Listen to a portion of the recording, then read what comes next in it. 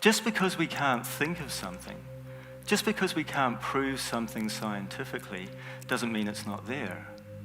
We can't prove a mother's love for her child, but that doesn't mean it's not there. It's a matter of the heart. And matters of the heart can't be fathomed by the mind.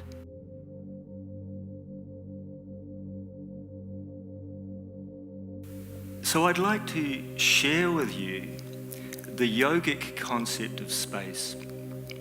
Our inner space, what we experience within ourselves, I'm redefining the terms a bit here, and outer space, everything outside ourselves. But modern science is just now coming around to the conclusions held by yogic science for millennia, to an explanation of our universe that's going to take our understanding to a whole new level. And that is that both the substance and the intention of the universe come from a deeper reality than the material one we normally perceive with our minds and senses.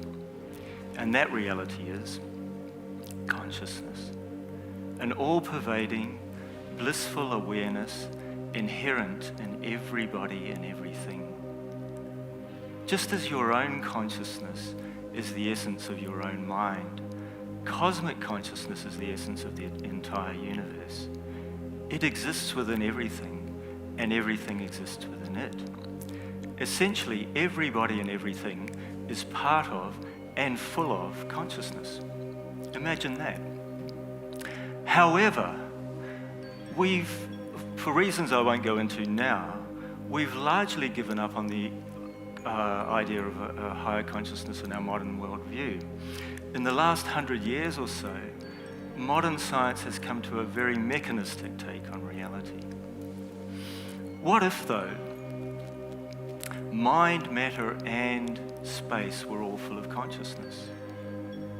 What if the possibility of consciousness as a higher reality were every bit as real as any of our current constructs of reality?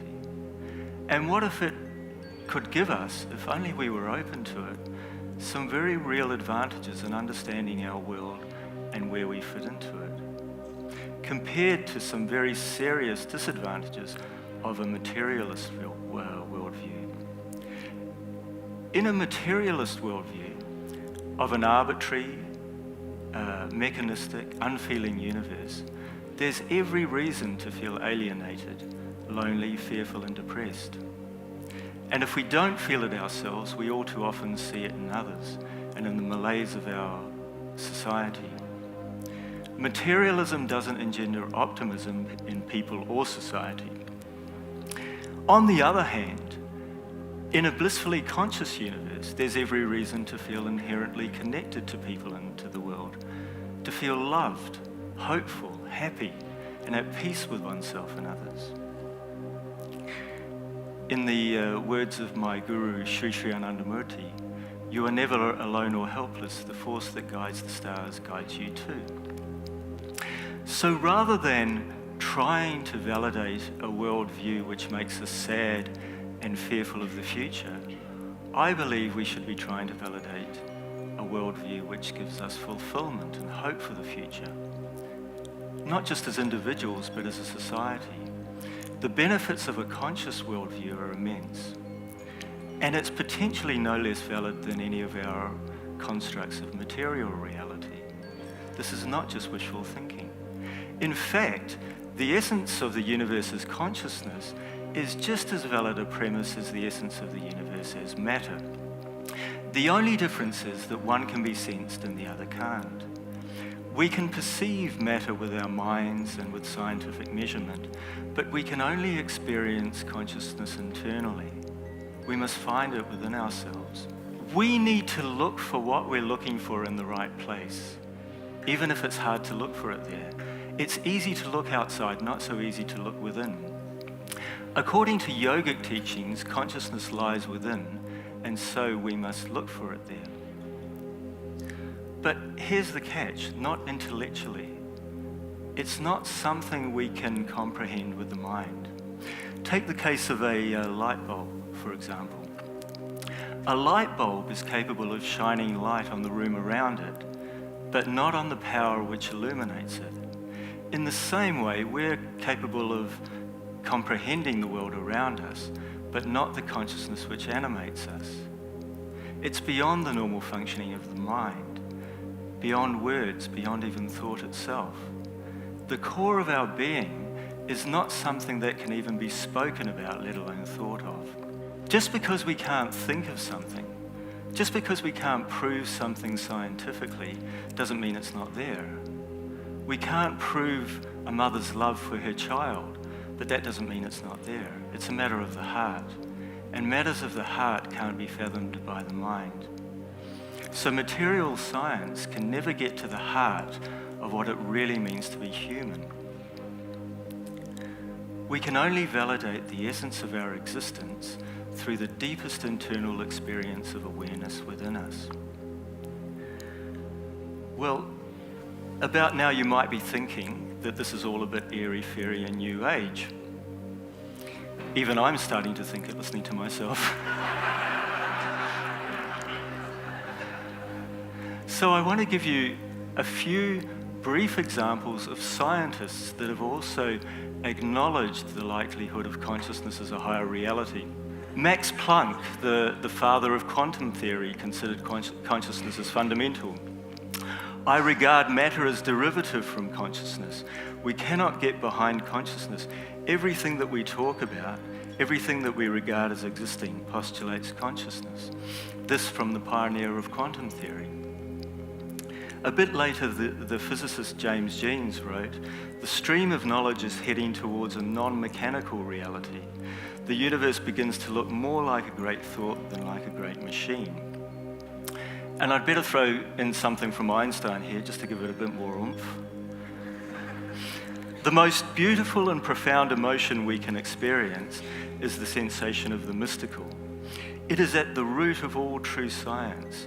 That deeply emotional conviction of the presence of a superior reasoning power, which is revealed in the incomprehensible universe, is my idea of God. Finally, I want to give you an example of a contemporary scientist who actually experienced high consciousness firsthand. Dr. Eben Alexander is a neuroscientist who had, like many of his colleagues, bought into the idea that the brain creates its own consciousness.